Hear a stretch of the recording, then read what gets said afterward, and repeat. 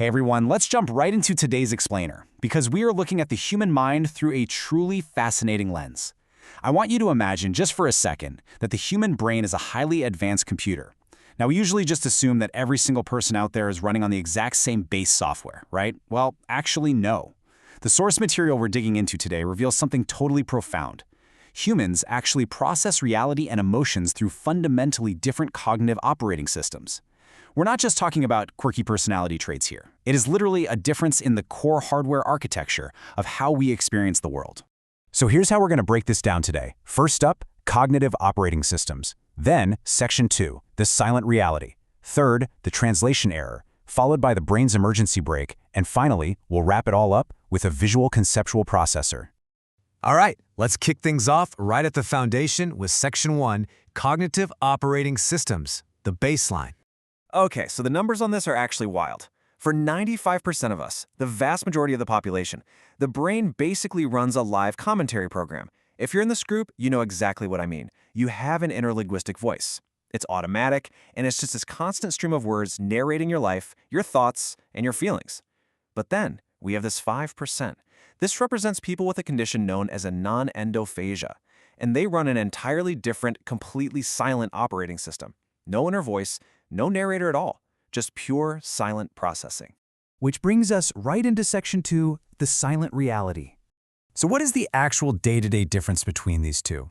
Well, on one side, you've got the linguistic reality. That's that automatic, constant inner voice that easily slaps a word onto whatever feeling pops up. But on the flip side, we have the bodily reality. For someone running the silent OS, the world and their emotions simply aren't experienced as words. They're experienced as raw biological energy. Imagine feeling the intense, heavy pressure of a storm right in your chest, or maybe a sudden, sharp electric current in your stomach, long before your brain ever even thinks to conjure up the word anxiety. It's a completely silent, visual spatial layout of concepts directly in the body. And this is absolutely crucial to understand. Operating without an inner voice is not a defect. It's not just some empty space up there. It is a highly complex, nonverbal way of structuring reality. It's feeling a concept in its purest, rawest form before a word even exists for it.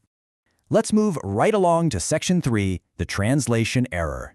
Because think about it. When you have a brain running a silent bodily OS, but you live in a world that communicates almost entirely in spoken and written language, you are going to hit a massive cognitive bottleneck. And this bottleneck has a name, alexithia. In the context of this specific operating system, alexithia is the condition where feeling emotions as pure bodily energy requires conscious, manual effort to translate into linear words. I really want to emphasize this, because it gets misunderstood all the time. It is not that the person isn't feeling anything. No way. In fact, they are feeling a massive amount of raw biological data. But converting that raw bodily energy into the meat, linear language that the 95% uses, that requires active, exhausting, manual translation. It just doesn't happen automatically. So how does this actually play out in real time? Well, step 1, an event happens, and it is immediately felt as intense, raw bodily energy. Step 2, the brain literally has to spin up its resources to make a conscious manual effort to translate that physical sensation into vocabulary. And step 3, because this is a totally manual process, it creates a time delay, a lag. Think of it literally like a computer buffering while trying to render a massive 4K video file. The system isn't broken, it's just working incredibly hard in the background to convert a giant file format into something the rest of the network can actually read. And this is where things get really tough, because how does the rest of the world see this buffering lag? Usually, they get it totally wrong. Because there's a delay in a verbal response, people might interpret it as a lack of empathy. Or, because the translation might come out in bursts as the brain works through it, people assume it's incoherent thinking. In super stressful situations, like clinical testing or something we often see in individuals with autism, this manual translation effort can even be mistaken for speech pressure. The outside world completely misreads the situation. They see a failure to care, rather than seeing a brain working absolute overtime to manually code raw emotion into a spoken sentence. Which leads us to Section 4, the brain's emergency brake. Because forcing a system to constantly perform manual translations under pressure carries a massive risk of a system crash. This is all about cognitive overload. Imagine the sheer, exhausting cost of manually translating, regulating, and just trying to survive in a linear, linguistic world every single day when your brain fundamentally operates visually and physically. And look, if you add trauma or extreme stress into that mix, the cognitive weight becomes simply too much for the processor to handle. The system gets pushed to its absolute breaking point. So what happens when the system gets pushed too far? It yanks the emergency brake. We call this dissociation. It's an involuntary defense mechanism where the brain temporarily shuts down its connection to the body to prevent a complete system crack-up.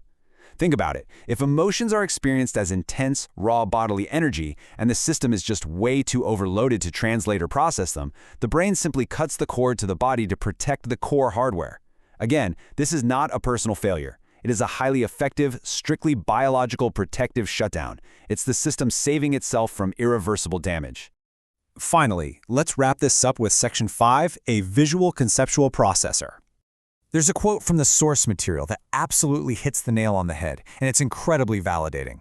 You are not defective, and your thoughts are not chaotic. Your brain is simply a visual-conceptual processor. If you, or maybe someone you know, operates this way, this is the absolute most crucial takeaway. The silence in the mind is not an error code. The need to manually translate raw data into linear language is just a hardware specification. It's a unique, deeply complex visual-conceptual processor, just trying to navigate a world that was built for linguistic processors. So I want to leave you with this final thought as we close out today's explainer. If we really do all run on fundamentally different cognitive operating systems, how much grace are we giving to those whose processors just need a little more time to translate? When someone is silent or buffering or just struggling to find the exact word for a massive wave of bodily energy, are we unfairly judging them based on our own operating system? Or are we giving them the patience they actually need to compile the data? It's definitely something for all of us to chew on. Thanks so much for joining me today. Keep learning, keep seeking understanding, and I'll catch you in the next explainer.